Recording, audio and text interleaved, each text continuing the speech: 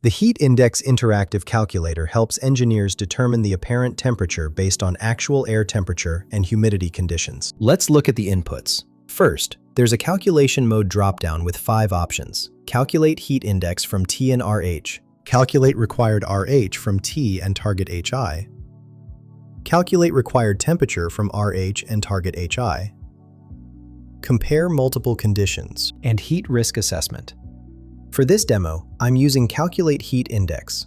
There's also an activity level dropdown with 3 options: resting/light activity, moderate work, and heavy work/exercise. I've selected resting/light activity. Now for the example. I'll enter an air temperature of 92 degrees Fahrenheit and a relative humidity of 65%. After clicking Calculate, the results show a heat index of 108.3 degrees Fahrenheit. This means the apparent temperature increase is 16.3 degrees Fahrenheit above actual temperature. The risk level indicates danger, with a warning that heat exhaustion is likely and heat stroke is possible. This critical information helps engineers design appropriate cooling systems and establish safe working conditions for outdoor operations. Find the link in the description below.